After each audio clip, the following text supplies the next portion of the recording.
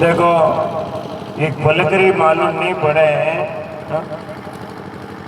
पाव पलक की शुद्ध नहीं करे काल का साज काल अचानक मार सी जीव तीतर को बाज। पाव पलकरी शुद्धि नहीं है और काल यूं करा पहले दिन यूं करा। हमारे देखते देखते कई प्राणी चले गए। ये संसार परिवर्तनशील है, आज है कल नहीं। काल करे सो तो आज कर ले। कई देखे आज तो आलस आवे नींद आवे सुझावा कल उठ माला फेरा तो कल भी कोई मालूम नहीं है।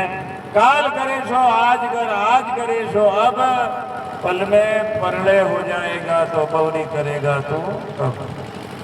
अरे काल काल क्या करे, काल है काल के हाथ, काल अचानक मार सी जो तीतर को बाज। समय बड़ा अमूल्य है हमारे पास में। हमारे जितने महापुरुष हुए, निर्गुण धारा के जो संत हुए, महापुरुष हुए, सरगुण धारा के भी संत हुए, सभी महापुरुष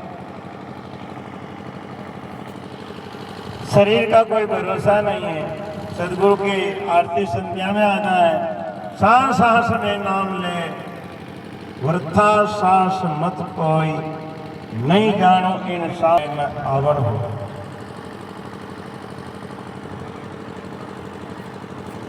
सब चले गए, आया इस धरती पे राजा भी जाएंगे, रंग प्रजा भी जाएगी, साधु फकीर महात्मा वो भी शरीर छोड़ेंगे।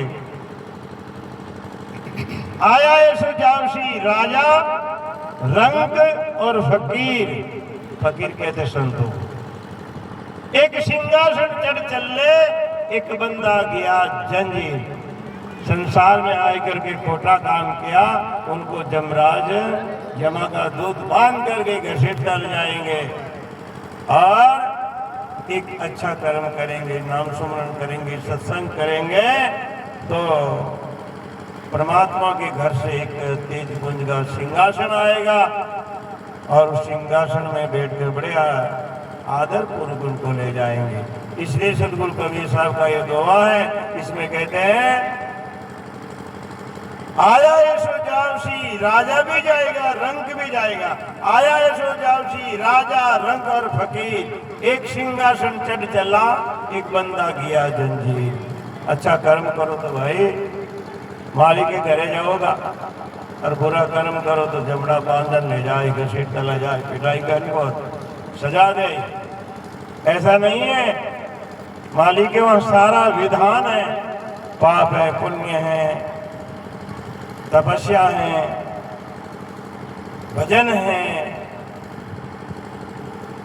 भजन एक अलग चीज है, और सारी कर्मकांड की श्रेणी में योग, यज्ञ, तपस्या, दान और पुण्य, ये सब कर्मकांड की श्रेणी में आते हैं। योग करो, यज्ञ करो, दान दो, पुण्य करो, तपस्या करो, ये सारे कर्म कांड में आते हैं। जन्म और मरण से कभी न्यारा नहीं होता है। राजे तपेश्वरी सो राजेश्वरी, राजेश्वरी सो नरकेश्वरी। तप करने से राजा बन जाता है, राजा राज करके फिर नर्क में चले जाते हैं। किसी का बुरा तो किसी का भला करके वो नर्क में चले जाते हैं। इसलिए सदगुरु इस पद में कह रहा है, देखो ये जो अवसर जो चूक गए हम लोग, मनुष्य शरीर जो ये बहुत दुर्लभ अवसर है। हम मोक्ष के द्वार पर खड़े हैं। ये मनुष्य शरीर ही नहीं, ये मोक्ष का द्वार है। हम सब कुछ कर सकते हैं, परमात्मा की भक्ति कर सके, परमात्मा का दर्शन प्रसन्न कर सके, दर्श हो जाए शरीर से। और इनके शरीर के बिना कोई परमात्मा की प्राप्ति नहीं कर सकता है, देवता भी नहीं कर सकता। वो भोग योनि में आता है। तपस्या की उन्होंने, पहले मनुष्य शरीर में थे, तपस्या करके वो देव योनियां प्राप्त कर ली, भोग योनि में चले गए। अब उनकी मुक्ति होने वाली नहीं है। जब तक भोग योनि देवता की उम्र पूरी नहीं होए जब तक वो भोग भोगो और कुछ कर्म नहीं कर सकता है। इसलिए मानुष जो देह है, ये मनुष्य शरीर जो है, ये कर्म भूमि है।